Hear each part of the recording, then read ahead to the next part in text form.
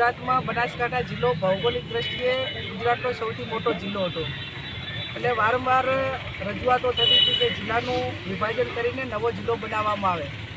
એમાં દિયોદરની માગણી હતી, રાધનપુરની હતી, સરાજની હતી, અલગ અલગ રીતે માગણી હતી. પણ આજે જ્યારે એક બનાસકાંઠાના સાંસદ સભ્ય તરીકે અહીંના વેપારી એસોસિએશન હોય અને નવો જિલ્લો જે ઓગળની માગણી હતી એમની એ ઓગળ જિલ્લા સમિતિ એ સાથે મળીને મને જે એમને આવેદનપત્ર આપ્યું છે, હું આ આવેદનપત્ર એ સરકાર સુધી પહોંચાડી.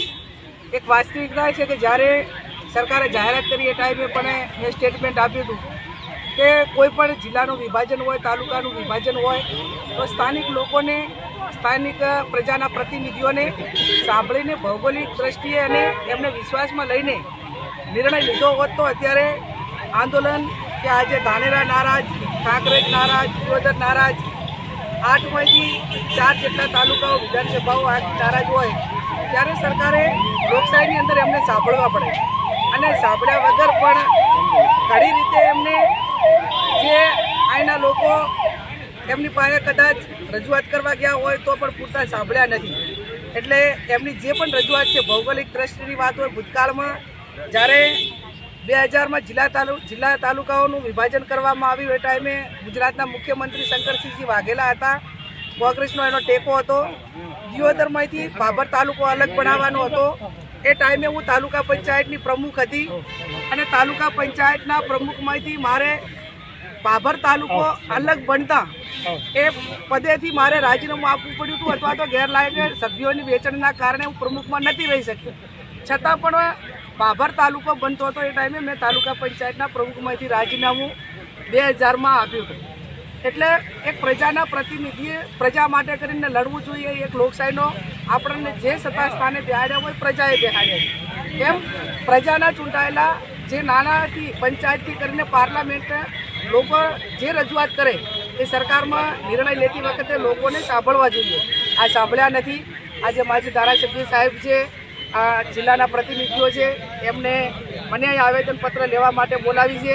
આ જે આવેદનપત્રની અંદર એમની જે માગણી છે એ માગણી હું મારા લેટર પેડમાં લખી અને સરકાર સુધી પહોંચાડી અને એમની જે વાત છે, એમની જે રજૂઆત છે એ સાંભળી અને પુનઃવિચારણા કરીને એમને કઈ રીતે સંતોષ મળે એવા પ્રયત્નો સરકાર કરે એ બાબતનો લેટર હું લખી અને સરકાર સુધી આ બાબતની જાણ કરીશ.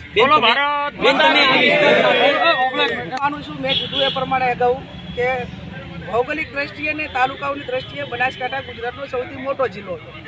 ભૂતકાળમાં જ્યારે વિભાજન કર્યું, બોટાદ હોય, સોમનાથ હોય કે અલગ અલગ જે જિલ્લાઓ નવા બનાવ્યા તો કેટલાક જિલ્લા 4 તાલુકાના પણ એમને બનાવ્યા છે. 4 જિલ્લા 3 તાલુકાના 4 તાલુકાના પણ જિલ્લા બનાવ્યા છે. તો એમને થરાદે બનાવવો હતો, દિયોદરે બનાવવો હતો તો સરકાર એ પ્રમાણે બનાવી શકતી હતી. અને ઓગળ જિલ્લો વચ્ચે એની ભૌગોલિક દ્રષ્ટિએ અને કાંકરેજ પણ પાલનપુરમાં જવા માટેની અપેક્ષા ના રાખો. કદાચ એમને એ પ્રમાણે બધાને વિશ્વાસમાં વગર બનાવ્યો હોત અને જે રીતે બોટાદના નાથી જિલ્લાઓ બનાવ્યા છે એકને બદલે સરકારે 2 જિલ્લા બનાવવાની જરૂર હતી તો થરાદે હોત. પણ એવું નથી કર્યું. માત્ર એક વ્યક્તિના અહમ અને એક વ્યક્તિના નિર્ણય માટે કરીને આખા જિલ્લાને ખેદન મેદન કરીને જે લોકોની લાગણી હતી એ લોકોની લાગણીને ગ્રાહ્ય રાખી નથી. એટલે આ બાબતમાં કદાચ થરાદે ભલે જિલ્લો બન્યો હોય પણ વગરને અલગ જિલ્લો બનાવીને કાંકરેજ, ધાનેરા, દિયોદરને આને પણ ન્યાય મળે એ જે રજૂઆત છે એ રજૂઆત એ હું સરકાર સુધી પહોંચાડીશ. આમ તો ઓગળ જિલ્લાની જે માગણી આપણા દિયોદર વિસ્તારના તમામ લોકોની છે એ વ્યાજબી છે અને અગાઉ પણ સરકારે ઘણી વખત સર્વે કરાવી અને ઘણી વખત ભાજપના જે શાસન બેઠેલા માણસોના મોઢે પણ અમે એવું મેં વાપર્યું હતું ભાઈ અમારે ઓગળ જિલ્લો બનાવવો એવી અમે અંતરમાં સા અને લુજરાના સરડામાં અમે જિલ્લા પંચાયત કલેક્ટર ઓફિસ બધું બનાવશે આવી ઘણી વખત ચર્ચા મારી જોડી પણ થયેલી હતી.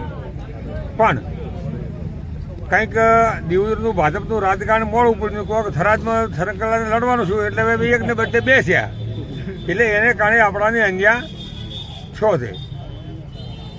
પણ આપણે જે અત્યારે જે વાતને લઈને નીકળ્યા છે એમાં આપણા એક તાલુકાને કારણે કોઈ દડો પરિણામ આવે નહીં. એનું કારણ છે કે આજુબાજુના તાલુકા તો કદાચ રાડ ઉપાડે કે ભાઈ અમારે થરાદમાં નથી એવું દિયોદરમાં જ રહેવું છે અને દિયોદર જ બનાવવું, તો એના કરતાં આપણને વધારે ફાયદો થાય, કારણ કે એક તાલુકો તો સરકાર